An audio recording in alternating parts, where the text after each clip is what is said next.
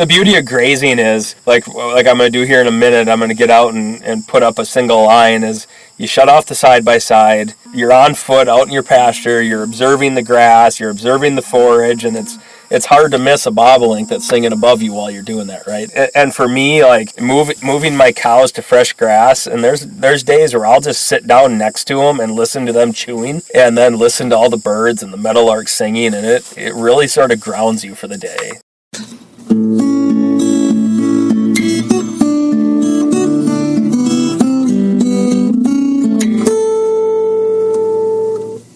Welcome to the 391st installment of Ear to the Ground, the Land Stewardship Project's podcast on family farming, regenerative agriculture, community food systems, and local democracy. I'm Brian DeVore, editor of the Land Stewardship Letter.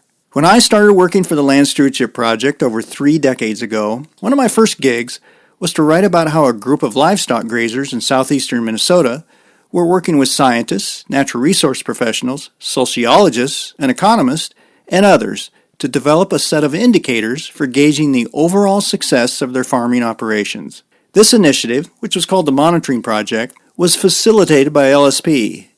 It ended up having a significant impact on regenerative grazing, the soil health movement, conservation policy, and even how farmers balance quality of life with profitable production in a holistic manner. Perhaps the Monitoring Project's most surprising legacy was the connection farmers were able to make between regenerative grazing and healthy grassland bird habitat. With the help of Tex Hawkins, who at the time was a wildlife biologist with the U.S. Fish and Wildlife Service, monitoring team members learned to identify grassland songbirds while moving livestock and doing other routine farm chores. It turns out, species such as bobolinks, dickcissels, and meadowlarks are what ornithologists call obligate species, meaning they require a certain amount of good quality, diverse grassland habitat to survive and thrive. And because so much grassland has been plowed up and planted to row crops in recent decades, grassland songbirds are some of the most threatened birds in North America.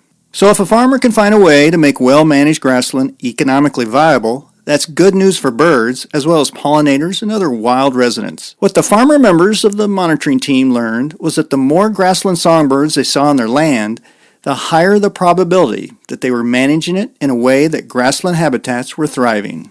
And the more high-quality grasslands they had, the better their beef and dairy cattle did. Once that connection was made, they started to take steps to improve life for their farm's feathered residents by, for example, adjusting grazing and mowing schedules to accommodate nesting seasons. I recently thought about all those hours I spent hiking grazing paddocks with members of the monitoring team while visiting Ashley Steinke on his farm in north-central Wisconsin. As he and I rode in his Polaris Ranger side-by-side, he explained how over the years, he's converted a corn-soybean farm into a grass-based grazing operation. Such a transition is definitely going against the grain in this part of Wisconsin, which, as livestock leaves the land, has seen a significant expansion of corn and soybean acres in recent years. Ashley and I rode through pastures full of diverse stands of grasses and forbs, and at one point stopped to watch his beef cow herd graze in one of his carefully set up paddocks. Ashley says there were 0 grassland songbirds on this 340-acre farm when he bought it in 2014. Today, it provides prime wildlife habitat, he says, and Ashley knows of what he speaks. Besides being a livestock farmer, he's trained in wildlife biology and is currently a grassland ecologist for the National Audubon Society. In that role, his primary job is to work with farmers and other landowners in expanding the growth of the organization's wildlife certification program. Called Audubon Conservation Ranching, this initiative certifies livestock producers who are utilizing managed grazing systems that are considered bird-friendly. In other words, they're rotating their animals in a way that they are contributing to a diverse mosaic of grass-based wildlife habitat. The certification program started in the western U.S., and in recent years, Audubon has started working with Midwestern producers in states like Wisconsin and Minnesota. Hearing about a program such as this one is exciting, given that it provides farmers an incentive to create and keep in place well-managed grasslands. Just as importantly, it's an acknowledgement by a major environmental group that regenerative livestock production can play a key role in wildlife conservation. Finding a way to viably return soil-friendly perennial forages to the landscape isn't just good news for the birds. Ashley farms in the Yellow River watershed, which drains into the Chippewa, which eventually dumps its aquatic load into the Mississippi. Having deep-rooted perennials growing in areas like this can play a major role in keeping eroded soil nitrates, and other agricultural pollutants out of our water downstream. While his cow herd bellowed impatiently for him to move them to a new paddock, which Ashley eventually did, we talked about what it was like to convert a row crop farm to perennial forages, ways he accommodates birds when managing rotations, and how programs like Audubon Conservation Ranching could bolster working lands conservation and help the general public find a way to support regenerative livestock farmers. Ashley also recalled the eye-opening experience when he saw his first bobolink on this former crop farm. We really focus on timing of our grazing for grassland birds. So what that means is from like May 10th when we start grazing until August 1st. We're really intentional about how hard we graze certain paddocks. And what really drives that management is our bird surveys and where we see our greatest numbers of bobolinks and meadowlarks and savanna sparrows. So we look at our survey data and then we graze according to that to make sure that we're not mob grazing and trampling nests during the nesting season. I'll still lightly graze pastures because I think that bobolinks and meadowlarks go hand in hand with cattle, really. And if you're not putting a high stocking density, I think birds do pretty well on it. It really bears it out in your surveys when you're seeing 15 male bobolinks in a pasture in middle of June that you just grazed. How do the cattle interact with the nests? So just anecdotally, traveling around the state, doing this job for Audubon, I hear so many ranchers talk about that they'll find meadowlark nests that are eaten around and the nest is still intact. Like those cattle know and can smell it or whatever and they avoid those nests. With that said, there is research out there in Wisconsin that in heavily stocked pastures that there is trampling of nests that happens. Yeah. And it's really just it becomes a function of your stocking density, I think, on how successful they are. But on this place, we take some of our best paddocks and we rest them completely during the nesting season. Like we don't even put an animal on them during the nesting season to see if that will have an effect. Roughly what would be what's that nesting season, the period? Right here, we consider it from May 1st until about August 1st or in that area. So you said this has been your best grass year. How does that translate to number of birds you've seen, or is that gone hand in hand, or is it too early to tell? Yeah, so an interesting thing about this farm is where we're sitting right now. This was all corn and soybeans when we bought the farm. Okay. With the exception of the very marginal land along riparian areas that's too wet to farm. Everything else was in crop ground. And when we bought this place, there were 0 grassland birds on the entire farm. Last year, in 2024, when we did a bird survey here, we had 28 male bobolinks, 14 male eastern meadowlarks, something like 24 savanna sparrows, we had Brewer's blackbirds. So we've been increasing every year that we've increased our management and really focused our management. So I don't know that I can really say that, when I say this was our best grass year, that was really from a perspective of cattle growth and cattle productivity. And we saw just as many meadowlarks and bobolinks this spring as we have any other year. Wow. Yeah, what was that transition like from corn and beans into grass? I mean, that must have been quite a... How long did that take? It was a process. The field we're sitting in right now is actually our first field that we seeded back in the spring of 2014. And then we continued to rent to a row crop producer for a few years. That really helped us foot the bill, right? We took any money that we made off that from a acre rental fee and we put it all back into restoration on this place. In terms of the whole place was old nasty barbed wire fence and we tore all that out, put in wildlife friendly fencing, seeded everything back to grass. By 2017 the entire farm was in grass. And so the entire farm has been in grass for 8 years now and we've increased our grassland bird populations by that much already. Yeah. So it can be done, right? And grassland birds can colonize an area really quickly. They're really good at it, and then they're really easy to study, and they're really easy to count because a male bobolink, as you know, are pretty gaudy when they're out in a pasture, flittering above you, singing in the spring. Do you remember when you went, okay, we're starting to see the birds come back? Do you remember that when that first happened? I do. I remember the first bobolink, and I actually took a picture of it sitting on a barbed wire fence along the gravel road right down here. And I thought, how cool is that? That it was actually from restoring this field back to grass that we finally had bobolinks show back up, and it was one. And I remember taking a picture of it standing on the barbed wire fence. And it was really an eye-opener of like what little changes on the landscape can make. Because it's not big corn and soybean country. I mean, you still see some hay and grass and that kind of thing, but it's infiltrated into this area. Yes, and we've actually, even though this country we're at's heavy clay soils, our growing season shorter, we're growing more and more corn and soybeans in this township every year. And a matter of fact, right across the road on the neighbors, he used to be a small livestock producer, had 10 or 12 beef cows, and so he had everything in hay, and he would make his hay late. He had an old tractor, an old hay bine that he cut hay with, and he retired 3 years ago, and it was great meadowlark habitat and bobolink habitat. When he retired, he rented it to another local farmer who has turned it all into corn and soybeans. And so we have definitely noticed a difference in grassland bird populations just from losing that. Yeah. Like there's still as many on our place, but you can just tell there's obviously no birds that are utilizing those cornfields and soybean fields anymore. So it's definitely a loss to our local community for grassland bird abundance. And my understanding is like bobolinks and maybe even meadowlarks and that, they're what they call obligate species. Like they really have to have grass. They do. Bobolinks and meadowlarks nest strictly in grass. There's research out there that shows kind of patch size that they need, and when we talk about patch size, it's how big of contiguous grassland acres do we need for a bobolink and a meadowlark to be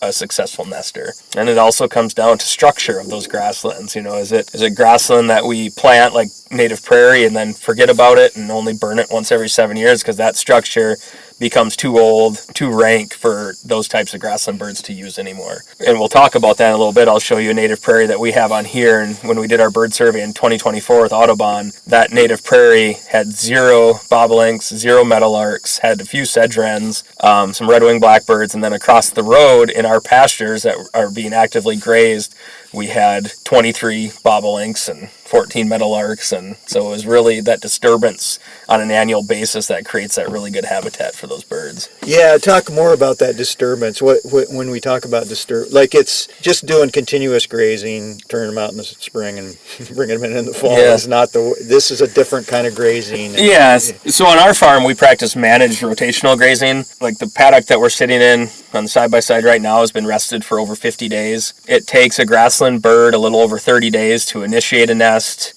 lay her clutch of eggs, hatch it, and fledge her young. So when you take your cattle through a pasture, you lightly graze it, and there's a bobolink that's just finishing her clutch of eggs, and it's going to sit on them, and then you remove those cattle from that pasture and don't come back for 50 days, that gives her plenty of time to complete that life cycle of a nest. Now, with that said about managed rotational grazing, is there still is a place for continuous grazing for people that can't be on their farms every day doing this managed rotational stuff, and it's really about the number of livestock that you stock that farm with. If you're going to continuous graze and you stock it conservatively, that can be really good for grassland bird habitat. What would be a typical, because you're still trying to, you can't just always just defer to what's good for the birds. You've got this has to be profitable for you as far as the cow-calf operation and absolutely that type of thing. So will it be an example of you going through a season trying to kind of balance that, I guess? Yeah, so we talk about that all the time in our work with Audubon Conservation Ranching, is truly we need the rancher more than the rancher needs us.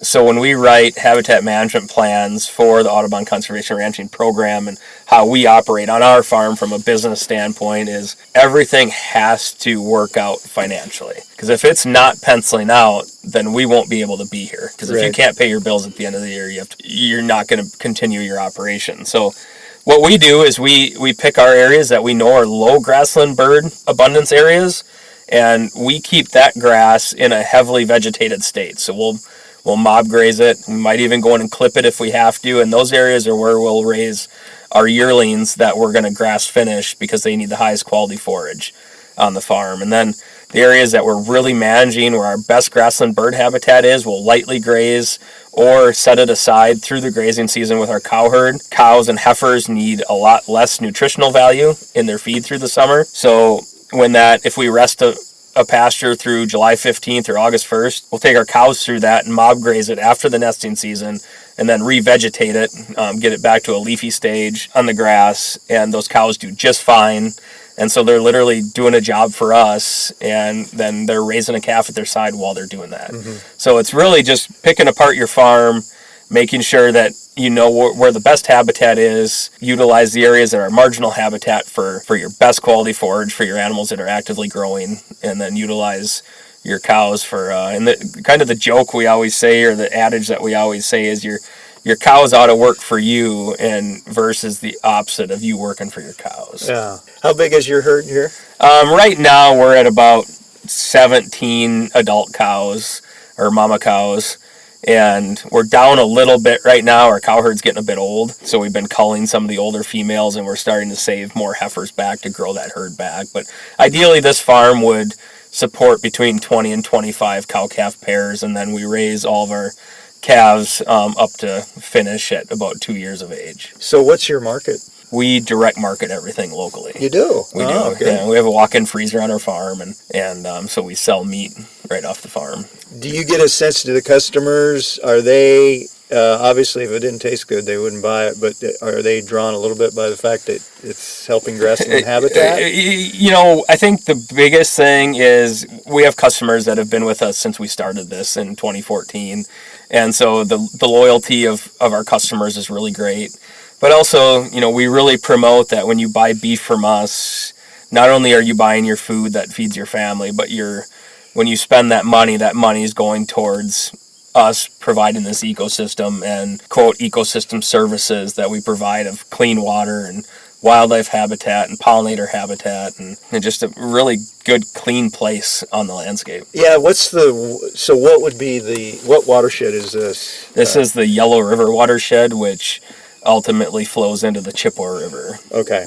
And then Chippewa River is a tributary of the Miss. Yeah. So what's the biggest water quality challenges in this area? Yeah, so it's sort of changing as we speak right now.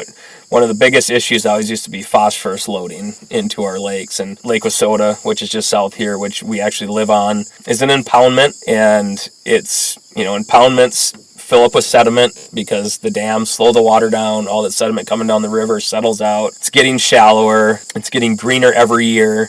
But those phosphorus loads that I talked about, the data is showing that those loads are actually decreasing and getting to the point where we need them for water quality. But on the other hand, when you look at the graph, our nitrate pollution and our nitrate levels are going through the roof. So we're sort of trading one for the other at this point on the landscape. Is the increase in nitrates is because of more corn and beans? It is, yeah. Mostly corn. Yeah, corn.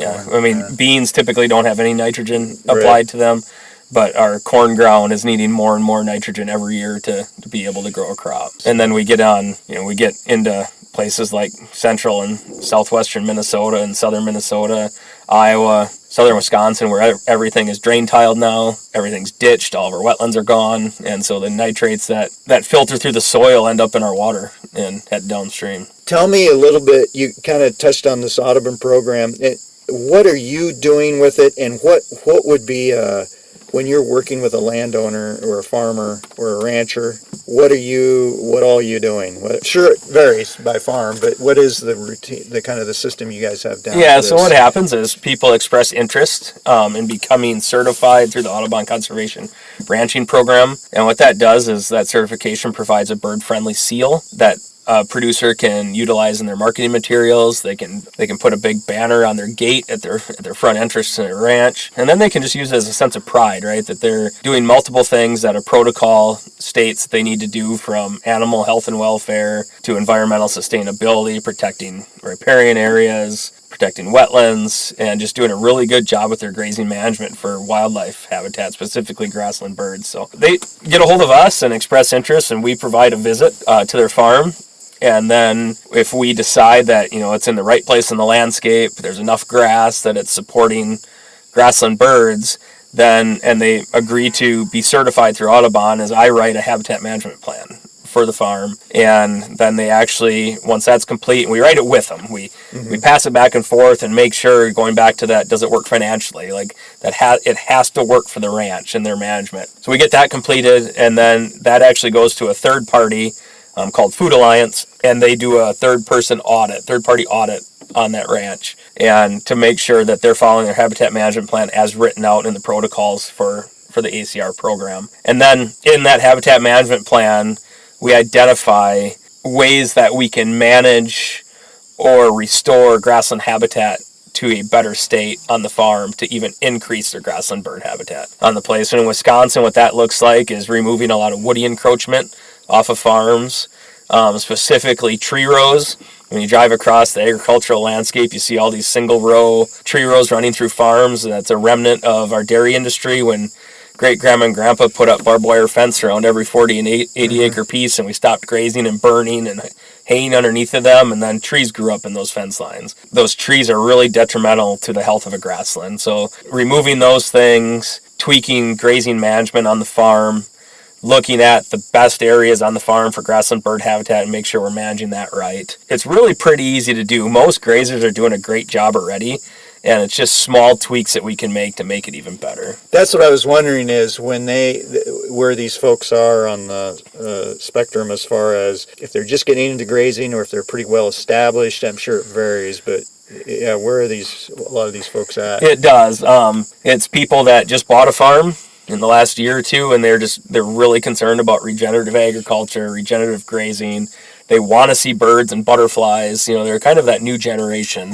When I say the new generation, it's like my generation. I'm 44 years old and younger that really care about this stuff, and they're utilizing that as marketing, that they're taking care of the landscape. Two, we have a gentleman being certified this week in Wisconsin that he's at the tail end of his grazing career. He's 70 years old, and he has just always, for the last 40 years, done a wonderful job grazing and cares about the birds and has just kind of always seen them as a byproduct of what he does. And his surveys actually showed of all of our ranches we're working on currently, it has the highest abundance of grassland birds on his place in the state. And it's just really his management. He's over on the Minnesota-Wisconsin line in St. Croix County, and just a super nice guy and just really fun to work with. Oh, wow. So it's a range of folks that we work with. When you go in and do a plan then, like, again, I know it has to vary by farm, but what would be a typical setup that you would try to set up for them? Yeah, it all depends. Like I was on another long-time grazer last fall.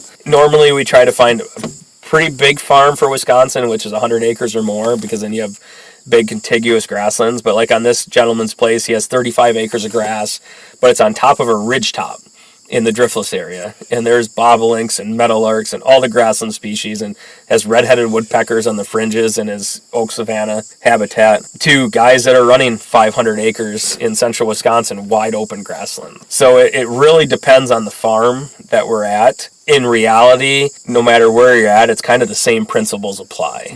Resting the best habitat, making sure we're not overgrazing that habitat, and then just animal health and welfare. That's part of our protocols.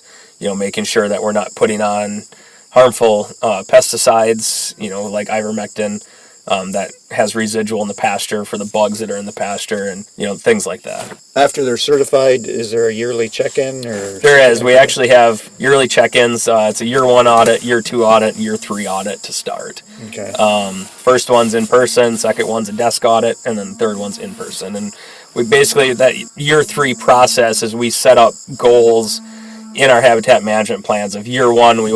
Year 1 might say better manage the grazing system and identify the best areas for grassland bird habitat.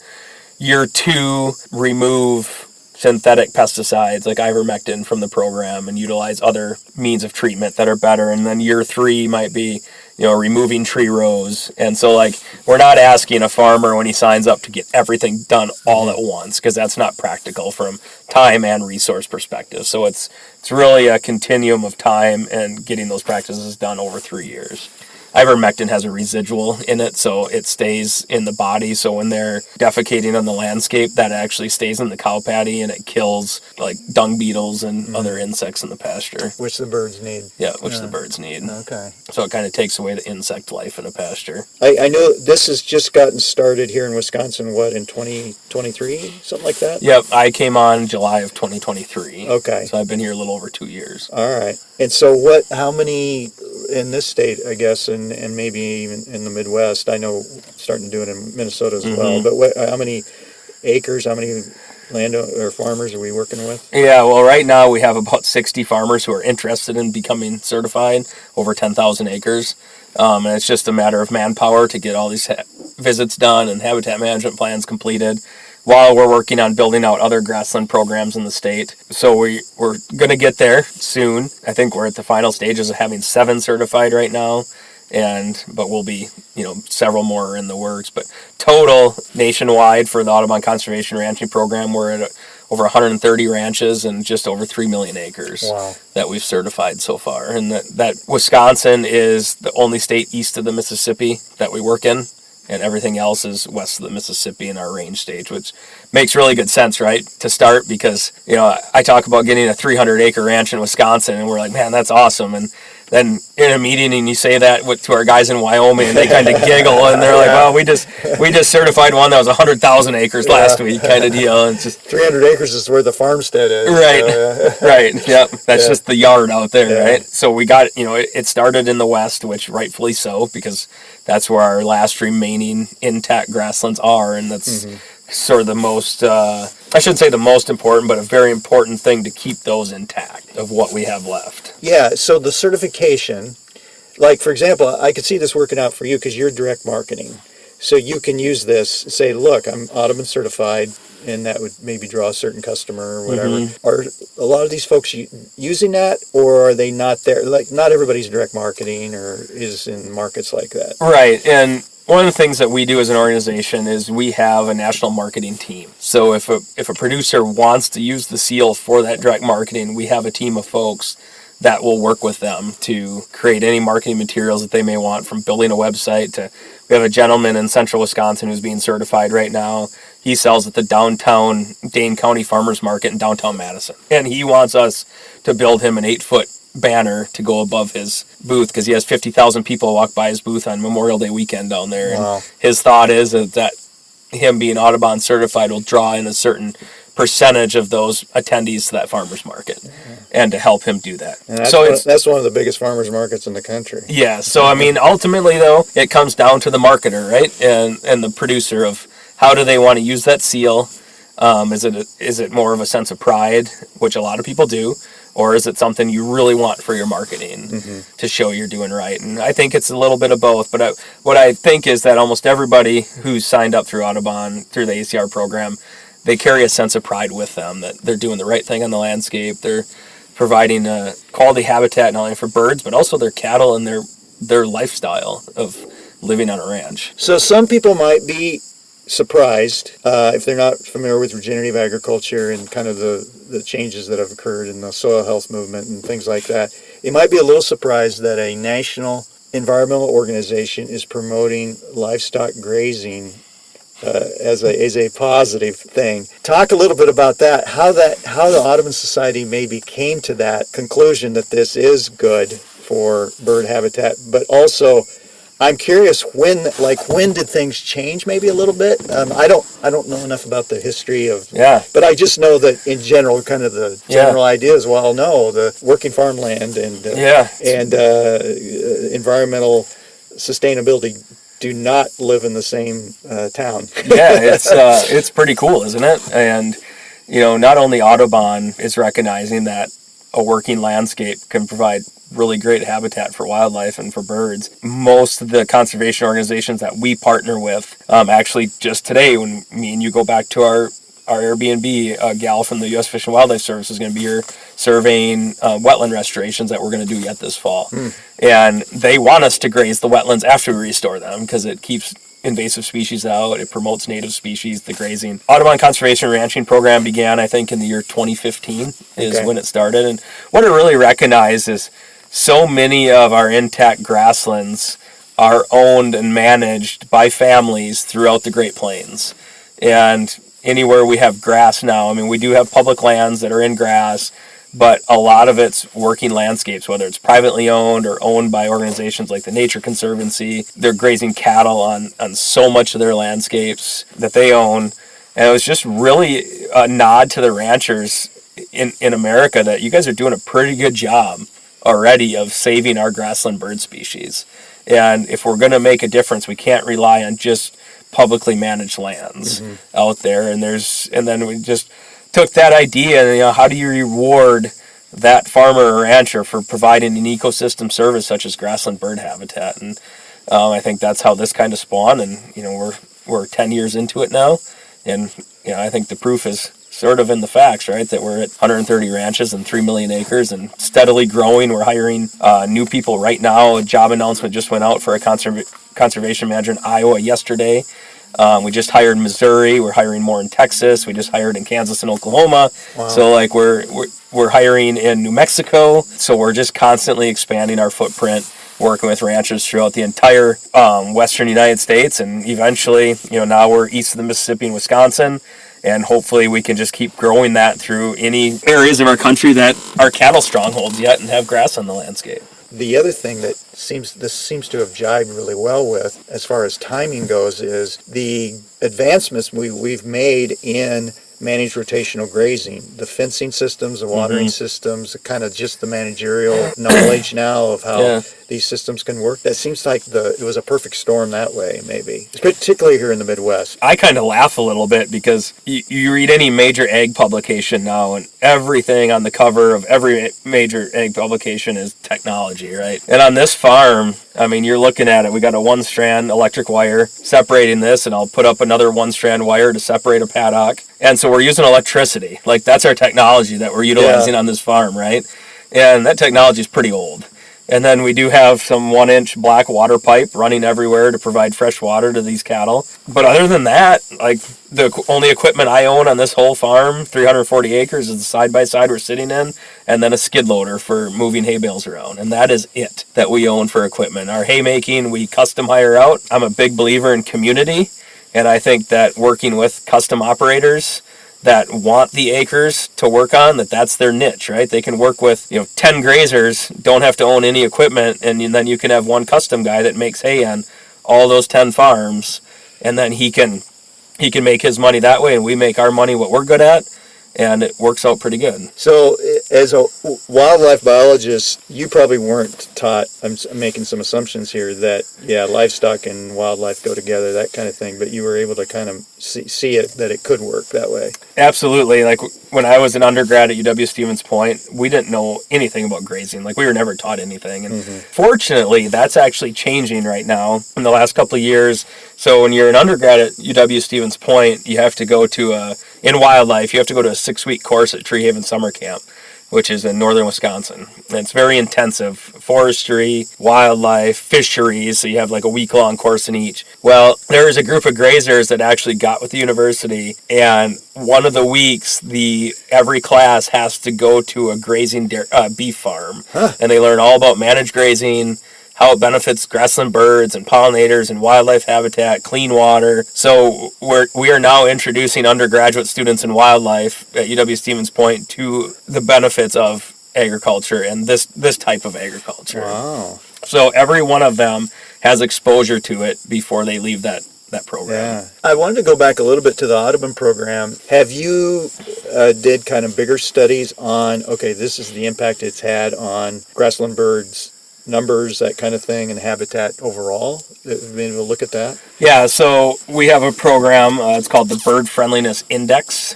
or BFI for short, that our national science team takes our survey data from every individual farm, and it gets plugged into our BFI, and what that is, it spits out a number. It's kind of like a model, and that model is showing on individual farms that we are what we call bending the bird curve, is that we're able to increase the grassland bird abundance and density on individual farms and ranches. So what that means is, we're proving out that this works, right? And this habitat stuff, grazing stuff works. Then you take that and you look at the patch size and you look at the landscape, and it ultimately comes down to landscape level conservation. How do you connect those habitats to make a friendlier world for these birds to move about and to migrate and ultimately thrive back on the landscape. But yes, we have, so it's a science tool that we have that creates the model, and it is showing that we are increasing birds on individual ranches. So can you describe to me, you were talking a little bit about this as we were driving out here, but describe to me what species we're seeing in this paddock here right now. What all is growing here? And I'm seeing bees and pollinators working it right now. We're here, this is the second week of September, I guess we're getting into. Yeah, this farm is in north central Wisconsin, and it's on the north side of what we call the tension zone, which runs from northwest to southeast Wisconsin. And on the north side of that, and we're growing mostly non-native improved forage species like meadow fescue, timothy, orchard grass, red and white clover. In our pastures, I don't spray or clip for the so-called weeds, and we have a lot of flowering plants out here from goldenrod to daisy fleabane. We allow our thistles to survive on the farm. So it seems like, when you're out here, I've seen 3 monarch butterflies already since we've been sitting here. Yeah. And tons of moths, and when you walk through it, you're kicking up all these little insects. And so it's not native grass that we're grazing, but all the other plants that we promote with diversity seems to do really good for our cattle health and the health of our wildlife and grassland birds on the place. How big are your paddocks usually, and how often are you moving them? Well, so today I'll build this paddock here in a second, which will take about a minute and a half, and move the cows in here, and that'll give them about 2 acres. And I'm actually going to give them 2 days of grass, namely because yesterday was my wife and I's 19th anniversary. Oh, happy anniversary. And yeah, thanks. She was out of town. And so tomorrow we're going to take off and we're going to spend the day together. So I don't want to have to do any farm chores tomorrow. There you go. It's the beauty of managed grazing is you can give cows enough grass to get them through a couple days. And there's even times if we go on vacation with the kids that we'll give them enough grass for 7 days and just have somebody go check on them, look out at the pasture, make sure they're okay. And that's what we do. And it provides a lot of flexibility to have a lifestyle to not be tied to the farm every day. Yes. Back to the Autumn program a little bit. Mix of producers that you're working with, I assume they're mostly beef. Is there some dairy involved? So right now for the actual certification, we only certify beef and bison producers. Okay. There's some USDA rules and other things for certification that we're working through to potentially get to where we certify small ruminants and like goats and sheep, and then potentially dairy. We are working on a grant right now that we're successful, and we're surveying and providing technical assistance to organic dairy farms. So organic dairy farms require a certain percentage of their forage comes off of pasture. So we're providing technical assistance to interested dairy farmers on grassland birds, but we're not there from a certification standpoint yet. Yeah, so what would be different about the dairy? The problem with dairy in terms of grassland bird habitat is for dairy farmers to put milk in the bulk tank is they need really high quality forage in grass every day of the growing season. And so that means that they have to graze really tight, or they need to be going behind their cows and clipping their pastures. But one thing we are finding is there's a growing interest in grazing dairy heifers, and dairy heifers need very low nutritional value in their forage. So there's a real opportunity for acres on farms to graze dairy heifers for grassland bird habitat. And also there's some dairy farms that are grazing taller forages. I was on one about 40 minutes east of here this spring. They asked me to do a bird survey. Pretty big grazing dairy or set of grazing dairies in a neighborhood. And they're grazing tall forages, and they're not making as much hay because they penciled it out where they can graze more and then buy their hay in. And it makes more sense for them to do that. And I think on their farms we had like 47 bobolinks this spring on dairy farms. So I think that model that family is proving out can be really successful going forward. And they're a family that, as you should in a business like dairy farming, is they're putting the pencil to the paper and really sharpening their pencil on everything they do. And they're finding out that model's really working for them. And then what we found out, it's really working for grassland birds too. Yeah, well, that's the brass ring, I would think, or the ultimate goal is to be able to show a win-win situation where the more birds you have, therefore I must have better forage, and therefore I have better productivity with my livestock. That there's that kind of win-win-win, I guess, kind of situation. Absolutely. Some folks are going to, I guess, approach this, like you said, they want to see more birds initially, or they want to see more grass. And so if there's a way that they can get that, absolutely, something like this can support them doing that, then it helps bring those two together a little bit. Absolutely. One other thing is, for you, I get a sense, because you come from a wildlife biology background, it must make farming more enjoyable. And I wonder if to see the birds, and it's just part of the quality of life thing. But I'm wondering if the producers that you work with, if that's something that they talk about, it's just like, well, it just makes it funner to go out there and see those bobolinks or the meadowlarks and hear that and know that kind of things are working a little bit. 100%. And the number of farmers that I'm on their farms, and they bring out their phone and they actually open the Merlin app.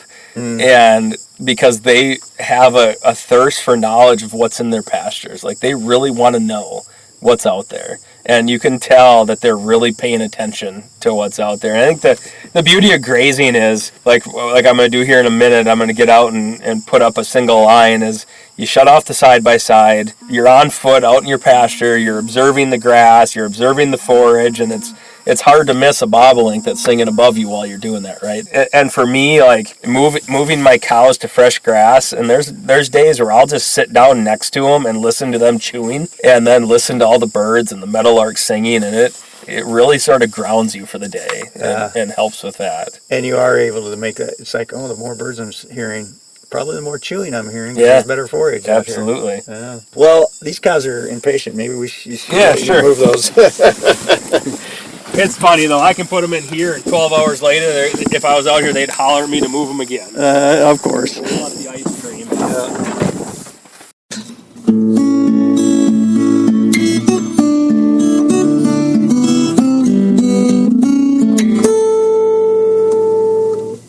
For more on the Audubon Conservation Ranching Program and how regenerative grazing can support ecological health in a way that's economically viable for farmers, see the podcast page for Ear to the Ground episode 391 at landstewardshipproject.org. There, you'll see links to other podcasts on farms that are using regenerative methods to support wildlife habitat. If you have comments or suggestions about this podcast, contact Brian DeVore at bdevore@landstewardshipproject.org, or you can call 612-816-9342. By the way, it helps us greatly if you can give Ear to the Ground a rating on whatever podcast platform you utilize. And word of mouth is the best way to spread the news about our podcast. If you like what you hear, tell at least one person about LSP's Ear to the Ground. Thanks to Laura Morgendale, a Western Minnesota musician, for Ear to the Ground's theme music. And a special thank you to all of Land Stewardship Project's members who make initiatives such as this podcast possible. If you're not a member, visit landstewardshipproject.org to learn how you can support LSP. Thanks for listening.